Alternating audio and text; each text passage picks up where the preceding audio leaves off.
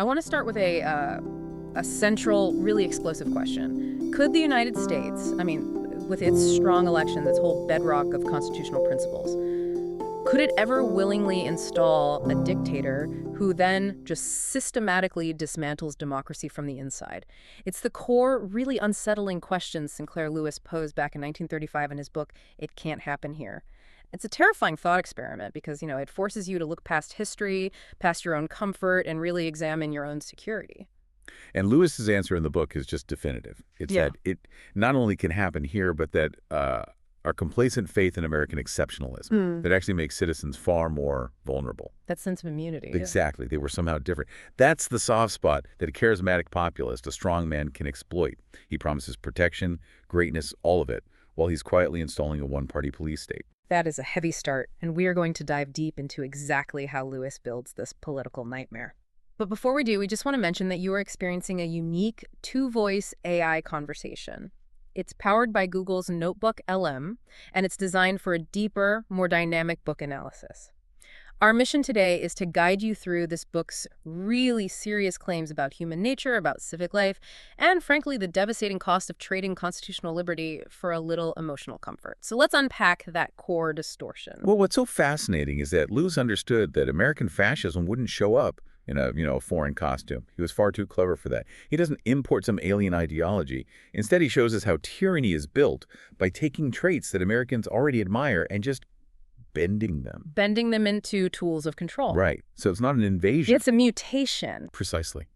In Lewis's America, fascism is a distortion of things like hyper-individualism, small-town boosterism, even a kind of aggressive moralism. He shows how these elements get weaponized into a powerful, deeply familiar, and therefore deeply dangerous political movement. It feels terrifyingly homegrown. And the conditions he sets up for this shift are, well, they're completely recognizable, even now. He suggests you need, three ingredients to collide: widespread economic crisis, Deep cultural anxiety. and the arrival of a magnetic, charismatic demagogue. When those three things meet, people suddenly become very willing to trade away these abstract constitutional liberties. They trade them for immediate, concrete benefits, emotional comfort, and maybe most importantly, that powerful sense of belonging to the winning team. And the fictional dictator, the center of all this, is Berzelius Buzz Windrip. He's this truly repellent but highly successful figure. And his paramilitary force, the Minutemen, they're composites. Lewis was drawing directly from the 1930s homegrown American populists. You could see Huey Long with his share our wealth ideas. Right, and Father Coughlin, the radio priest. Absolutely, channeling all that economic grievance. But he blends them with the aggressive structure and swagger of European figures like Mussolini. That blending is so key. He gives Windrip this kind of folksy, accessible crudeness that really resonates with people who feel overlooked. But he combines it with this brutal, centralized power structure. He isn't just a political character.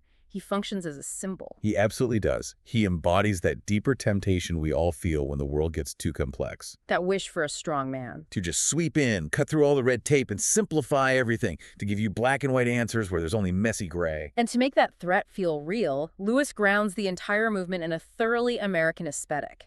It's not about goose-stepping in Berlin. No, it's about mobilizing in small towns. The fascist aesthetic dresses itself up in the U.S. flag.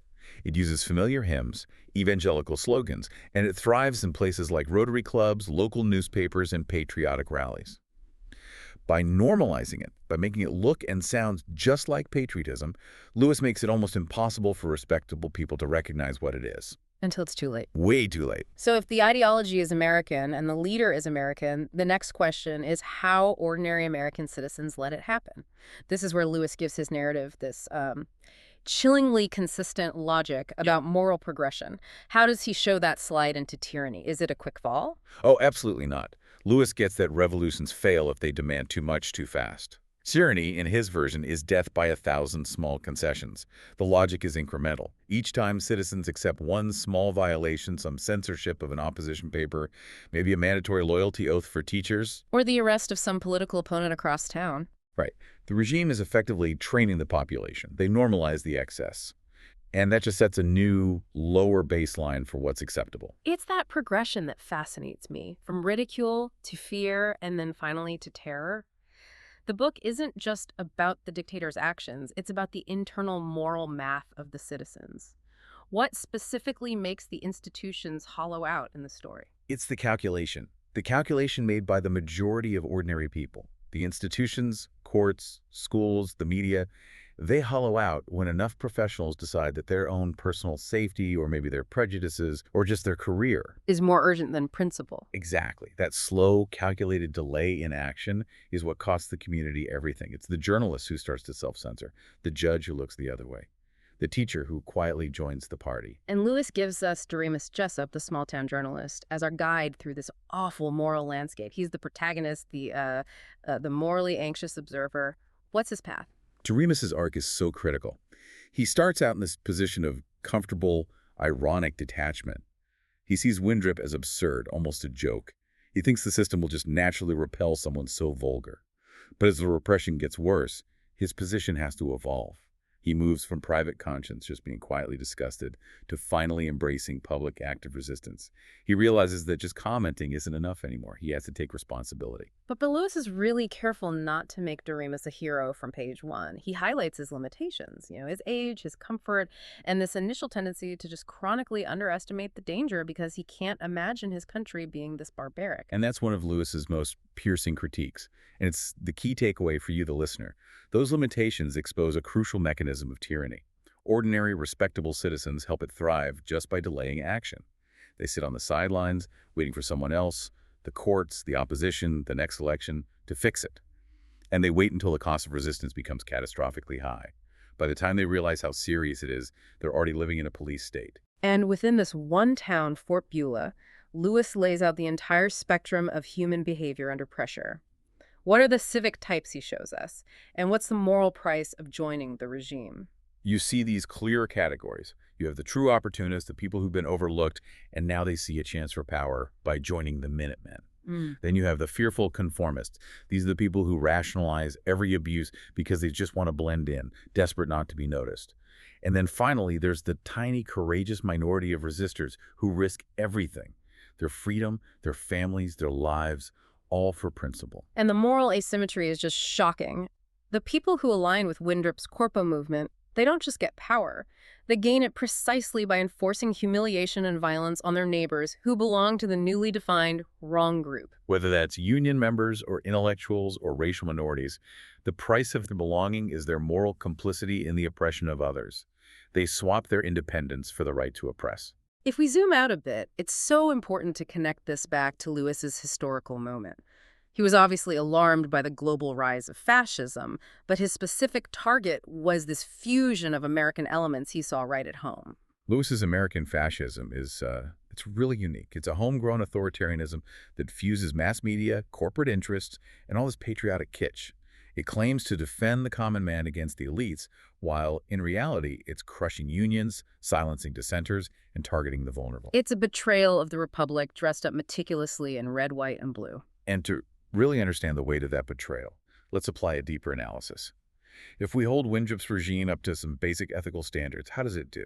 We can look at it through the lens of fundamental human rights, the idea that all people are equally human and deserve basic things like safety, health, education. And the Windrip state is just. It's ethically indefensible under that test. It systematically strips targeted groups of those basic human needs through confiscations, arrests, labor camps, and just systematic terror. Meanwhile, the loyalists get impunity and material advantages, privileges they would never accept losing if the roles were reversed. It fails the test of universal human dignity spectacularly. We can also apply a civic evaluation. We can measure the regime against the foundational goals of the nation. Lewis structured the story so we can hold it right up against the aims in the U.S. preamble. Justice, domestic tranquility, general welfare, liberty. And the story acts as a kind of negative blueprint, showing us exactly how a dictatorship undoes each one. So how does Windrip's state destroy justice? It destroys justice by making law nothing more than a flexible tool for one faction. Justice isn't blind anymore. It becomes a weapon for Windrip's party, the Corpo government, to use against its enemies. There's no due process, only political vengeance disguised as law enforcement. And it absolutely shatters domestic tranquility. It introduces secret police, open militarism, neighbors reporting on neighbors. There's no peace when fear is the main tool of governance. Not at all. And it fundamentally undermines the general welfare. The regime privileges ideological loyalty over competence, which leads to economic and infrastructural collapse. Welfare only applies to the loyal, creating this rigid two-tiered society where loyalty is the only thing that matters. And maybe most critically, Lewis shows how Windrip betrays liberty itself. Constitutional rights are immediately transformed from being inherent inalienable protections into revocable privileges, completely dependent on the whim of the executive. The moment you dissent, your rights just vanish. Which brings us back to Lewis's core philosophical message. He cuts so sharply against any naive optimism about guaranteed progress or, inherent American virtue.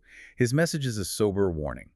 Democratic institutions only survive as citizens habitually question propaganda, if they actively resist scapegoating, and if they accept some personal sacrifice to defend the rights of others, not just their own. The worldview here is just fiercely humanist and anti-authoritarian. The book is telling us there's no magic guarantee that history bends toward justice. History only bends where people, fallible, ordinary people, choose to push it, and that choice requires conscious and often difficult civic action. And without giving away the story's resolution, the final powerful mood of the book is this insistence that the defense of democratic ideals can never be entirely delegated.